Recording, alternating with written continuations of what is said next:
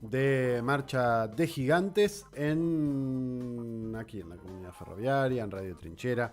Les recordamos que nos pueden dejar sus mensajes en el teléfono número de WhatsApp 221 314 6881. Ahí pueden enviarnos sus aportes, comentarios, críticas, lo que les guste hacer al respecto. Bueno, decíamos que nos quedaba un montón de cosas para seguir charlando en esta segunda hora de programa. No lo mencionamos, lo mencionamos en algún momento, fue noticia durante toda la semana, de hecho en estos días y hoy particularmente hubo algunos funcionarios argentinos que tuitearon, el expresidente argentino, de hecho Alberto Fernández, tuiteó que había habido movilizaciones en favor de Pedro Sánchez en España. Durante toda la semana, o estos últimos días de la semana, estuvo, no sé si una preocupación, pero sí esto de que Pedro Sánchez dijo, bueno, están tratando de perjudicar a mi familia o se están metiendo con mi familia, me voy a tomar unos días para pensar a ver qué hago. Y el lunes supuestamente, a principios de la semana que viene, respondería si efectivamente renunciaría o no. Bueno, como es bastante raro escuchar una declaración de esa naturaleza de un primer ministro o de un presidente, queríamos profundizar un poco para ver, bueno, efectivamente qué es lo que está sucediendo. Y estamos en comunicación para charlar de esto y de algunos otros temas con Javier Couso Permuy, que es ex eurodiputado, que tiene la gentileza de atendernos y charlar un ratito con nosotros. Javier, Nicolás de este lado, Nicolás San Pedro y el resto del equipo de Marcha Gigantes. ¿Cómo estás? Pues muy bien, un placer estar con vosotros para reflexionar. Muchas gracias por la invitación y encantado de conocer Radio Trinchera. Javier, bueno, en principio, ¿cómo analizás o cómo se puede explicar esto de que Pedro Sánchez haya dicho, bueno, eh, pongo en duda si sigo como presidente porque están enjuiciando a mi compañera, a mi esposa? Una cosa que en política me parece que es casi habitual en estos tiempos, que se metan con tu familia y hagan las derechas internacionalmente intenten hacer cualquier cosa para desestabilizarte.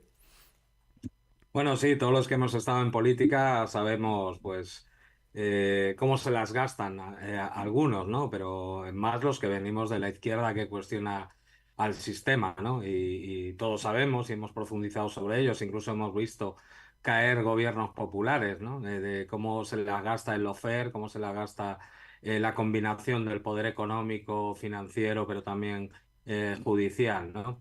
Pero en el caso del presidente del gobierno, de Pedro Sánchez, pues tiene desconcertado claramente a toda una nación, ¿no? No es algo que haya hecho por primera vez, no digo este caso, sino dejar a todo el mundo atónito.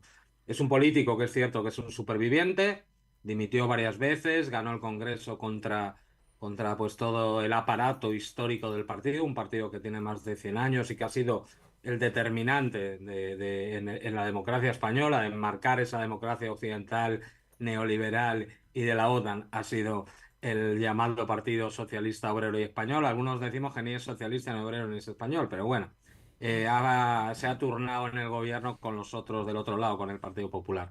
Y, por ejemplo, la última que nos sorprendió fue cuando en las elecciones municipales y autonómicas, o sea, las de las regiones, y las de los pueblos pequeños pierde frente al Partido Popular, inmediatamente convoca esa misma noche elecciones generales, con lo cual ese triunfo de la derecha no se pudo materializar y luego posteriormente mejoró sus cifras y pudo llevar a acuerdos con otros partidos. Sabéis, para la gente que nos escucha desde Argentina, España no es un país presidencialista, es un país parlamentario, con lo cual los diputados y diputadas son los que eligen al presidente. Y bueno, ante un ataque que no es el más grave que ha tenido el OFER, aunque algo suena, si queréis luego podemos incidir sobre ello y os digo por qué suena, pues un ataque de la ultraderecha, de un sindicato que prácticamente no representa a nadie, pues sale con esta reacción que es extemporánea y que la verdad da mucha preocupación, pero sí mandándolo en un movimiento en el sentido, pues podríamos decir, bonapartista, pues de lanzar a la gente de su partido y a la gente progresista a defender a una supuesta democracia que está en peligro. Y Ujú. hoy ha sacado pues a sus militantes, no muchos, pero bueno, varias decenas de miles de personas. Eh, Esto, profundizando un poquito, yendo más un poco a lo general de qué es lo que está atravesando España en este momento, ¿cómo calificarías la situación? ¿Cómo calificarías el gobierno que está llevando adelante Pedro Sánchez? Porque si hay algo que vos lo mencionabas como un sobreviviente, si hay algo que es bastante inteligente para tratar de ver cómo acomodarse para seguir siendo quien comande el gobierno. Digamos, llegó a ese lugar, se pudo instalar y, como bien decías, cada vez que vio peligrar o cuestionar alguna cosita, hizo alguna movida, sobre todo en medio de marketing publicitario, me parece, como esto también de forzar nuevamente a llamado de elecciones y demás, como para reacomodarse y poder seguir siendo la cabeza visible del Estado.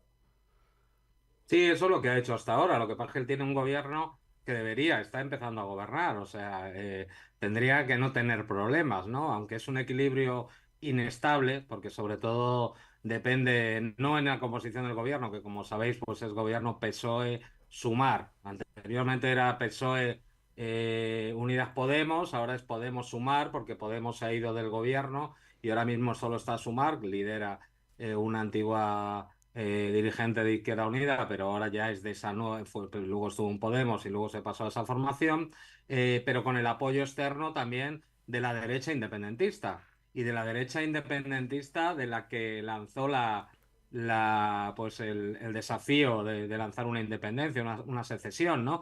Y por eso incluso el gobierno de Pedro Sánchez ha dado una amnistía que ha partido al país y que está cuestionado para que esos votos, que son solo 7 diputados en el Congreso, los siga teniendo. Entonces tenía un gobierno que es inestable, pero podría continuar. Lo que pasa es que hay muchos datos por ahí, porque, por ejemplo, viene otra etapa de recesión. Ya tenemos una gran recesión desde que empezó la guerra de Ucrania, la participación directa de los países de la OTAN.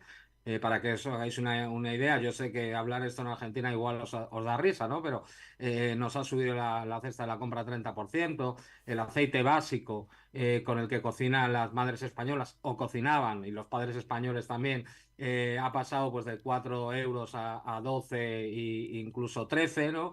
Entonces está afectando todo porque estamos metiendo todo ese dinero en la guerra de Ucrania, se habla de cerca de 200 y pico mil millones de euros.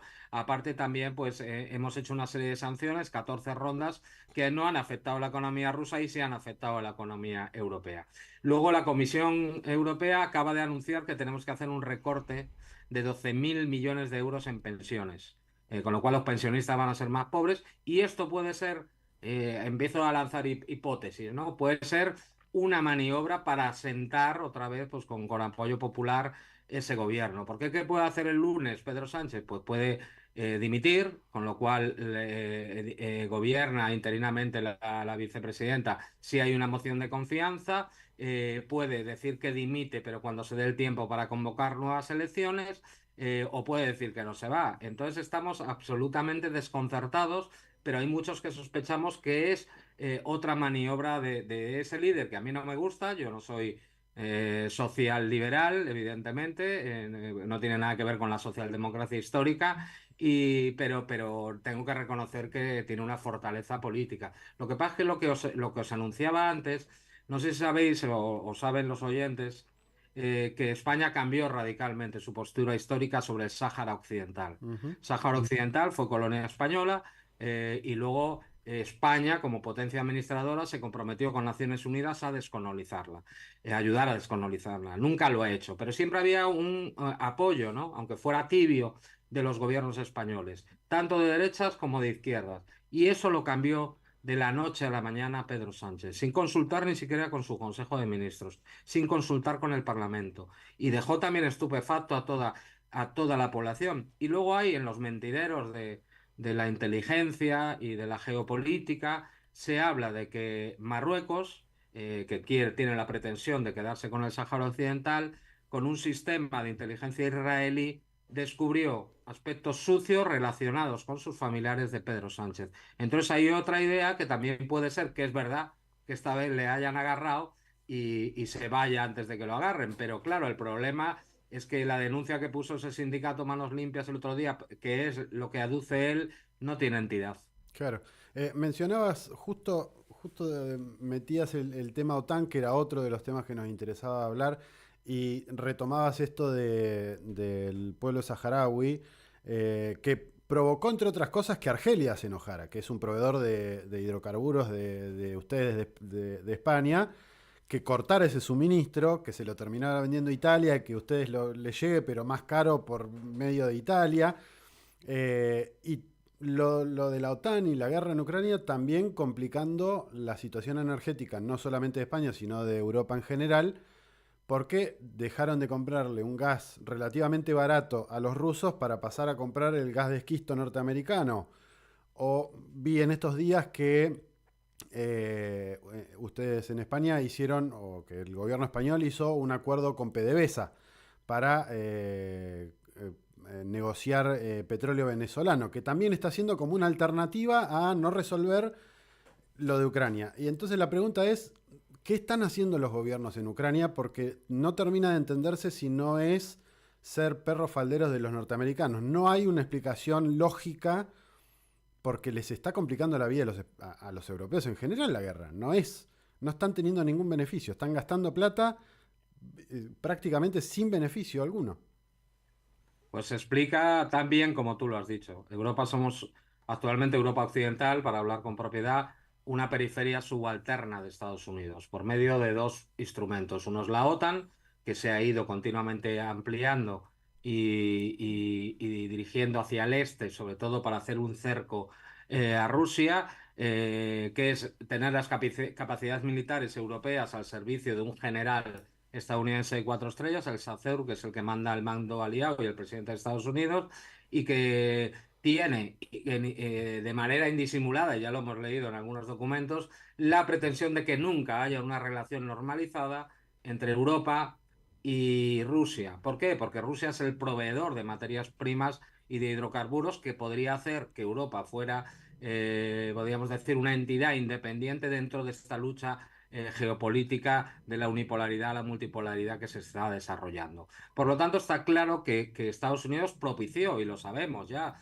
el golpe de Estado con elementos neonazis en Ucrania en 2014, llevó a cabo una guerra de represión que causó 14.000 muertos contra las provincias que eran de cultura rusa y luego armó a uno de los ejércitos que es el más potente, excepto los que tienen fuerzas nucleares, es decir, Francia y Gran Bretaña, de toda Europa, porque ha podido sostener incluso 2 años la guerra contra uno de los ejércitos más potentes del mundo, como es Rusia, que aún así no ha empleado más del 10% de su capacidad militar. Pues es un suicidio político que nadie entendemos, porque los dirigentes antiguos de Europa, de la talla de Gaulle, incluso Kohl, hablábamos de presidente alemán, no tenía, por lo menos guardaban algo de las formas, a pesar de estar alineados en ese mundo de Yalta con Estados Unidos, ¿no?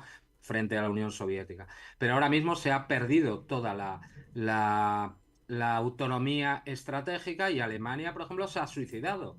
Es decir, Alemania recibía el gas barato a precios preferenciales de Rusia por dos gasoductos que construyó también Alemania, Nord Stream 1, el Nord Stream 2, que nunca lo pudieron estrenar y que todo el mundo creo, bueno, no sé si la gente que lee periodismo internacional lo sabe, Seymour Hersh, periodista Pulitzer, declaró y hizo una investigación de que Estados Unidos había permitido volar, lo cual es un acto de guerra. Y en el caso, por ejemplo, de Pedro Sánchez, pues no se entiende de España. Argelia ha sido nuestro proveedor más fiable y barato de gas natural que necesita España, y además había planeado un hub, o sea, una tubería y un centro de distribución para toda Europa, lo hemos perdido y se ha ido a Italia, ¿no? Y lo peor es que estamos comprando, por ejemplo, que nosotros también necesitamos petróleo ruso el año pasado, en 2023, compramos más que nunca en nuestra historia, 45% más caro, porque como le hemos puesto sanciones a Rusia, pues hay que comprarlo por medio de la India, etcétera, que ponen ese plus. Exactamente igual que el gas de esquisto, que no es nada natural ni ecológico, frente a lo que dicen los verdes alemanes, el grupo político europeo más militarista, le llamamos verde caqui o verde nazi o verde OTAN, es absolutamente antiecológico y lo que hace es hacernos una neocolonia de Estados Unidos a todos los niveles, algo que es inexplicable, pero con todo el aparato de propaganda y con toda la guerra cognitiva y todos los grandes medios de comunicación financiero, por desgracia en los países europeos, como España, por ejemplo, todavía no se hace esa relación de ¿por qué me ha subido el 30% la cesta de la compra? Y la guerra de Ucrania. No sé si me explico. Javier Miranda te saluda. Hablabas recién de un escenario, digo, sumamente complejo, no solo para España, o digo, para España en particular, pero para Europa en general también. Y se vienen las elecciones en el Parlamento Europeo, digo, consultarte qué, qué es lo que está en juego, digo, para Europa en estas elecciones, que digo, por el contexto quizás parecen cobrar una relevancia especial. Bueno, las elecciones al Parlamento Europeo no es que sean la mayor proyección de democracia del planeta, ¿no? Porque esa institución que es el Parlamento Europeo es un poco pantomima, en el sentido de que todos los tratados que son, sabéis que Europa, la Unión Europea no tiene constitución, se rige en base a los tratados. El Tratado de Maastricht es el tratado más marco que nos acerca a una economía neoliberal, todos los presupuestos neoliberales y todos los demás tratados, hasta llegar al Tratado de Lisboa, van determinando pues ese funcionamiento del Parlamento. Por ejemplo, para que os hagáis una idea, el Parlamento Europeo, que es donde reside la soberanía popular en teoría de Europa, no tiene capacidad ni iniciativa legislativa. La iniciativa legislativa depende de la Comisión, que no nombra ningún ciudadano directamente, sino los grupos políticos del Parlamento Europeo. Podemos, o podíamos, cuando era yo parlamentario, podemos devolver el presupuesto, podemos pues hacer propuestas a la Comisión y legislar en determinados espacios muy pequeños, como puede ser salud, agricultura y pesca, pero no, por ejemplo, en la macroeconomía, que está en el Banco Central Europeo, que tampoco elige nadie ni fiscaliza a nadie. Entonces, bueno, tiene una importancia relativa. Lo que tiene importancia es la comisión que va a salir, que es la que dirige claramente y que está muchas veces por encima de los gobiernos nacionales, ¿no? Lo que tiene la importancia del Parlamento, sobre todo como caja de resonancia, eso es lo que sirve, ¿no? Las personas que hemos estado allí lo sabemos, porque además la mayoría del Parlamento Europeo están en esos presupuestos atlantistas, la ultraderecha crece cada vez más y es un espacio muy complicado que tiene pues 700 diputados, 600, casi 700, antes tenía 751, con la salida del Brexit hay menos, ¿no? La importancia es que las fuerzas de izquierda van desapareciendo. Las fuerzas que proponen una alternativa están desapareciendo absolutamente. En Italia desapareció toda esa fuerza, hay muy poquitos eurodiputados. Ahora tenemos algo de esperanza, por ejemplo, tanto con Francia con la propuesta que hace Mélenchon, pero que también está pasando por turbulencias, y sobre todo Sarah Wagenknecht, bueno, un nombre impronunciable alemán, es una personalidad que se ha escindido de Die Linke, de lo que era la izquierda tradicional, sobre todo criticando la guerra de Ucrania, la participación, siendo beligerante con el tema de la relación de Alemania con la OTAN, y también enfrentada a esa izquierda que surgió pues de todo lo woke, podríamos decir, o de todas las identidades, etcétera, etcétera. Y en España tenemos un grave problema, porque está absolutamente en retroceso por las peleas internas. Podemos, por un lado, se presenta fuera del gobierno, Sumar se va a presentar con el otro, con tensiones gravísimas dentro de su formación, por ejemplo, con la tradición histórica de Izquierda Unida, y fuera, pues se presentan otros, incluido seguramente pues yo mismo, que me presentaré candidato de una propuesta de gente que hemos salido pues de lo que a nuestro juicio pues es la dejación absoluta de los principios de la izquierda al entrar en un gobierno en minoría para darle todos los ministerios de Estado al Partido Socialista. Javier, muchísimas gracias por estos minutos que te has tomado para charlar con nosotros. Será hasta cualquier momento. Quedan, por lo menos a mí me quedan 18.000 temas que podríamos seguir charlando y compartiendo miradas. Así que bueno, será hasta cualquier momento y obviamente mucha suerte en esta carrera para volver a ocupar una banca ahí en el Parlamento Europeo. Pues un placer, un saludo os hago tanto a los dos que estáis al mando, por lo menos que se os escucha, hoy se os ve, y a todo el equipo. Muchísimas gracias, podéis contar conmigo cuando queráis. Un abrazo grande. Charlábamos con Javier Couso Permuy, ex europarlamentario, que a su vez se vuelve a presentar, ahora como candidato independiente, para ocupar una nueva banca en el Parlamento Europeo. Música y seguimos con más.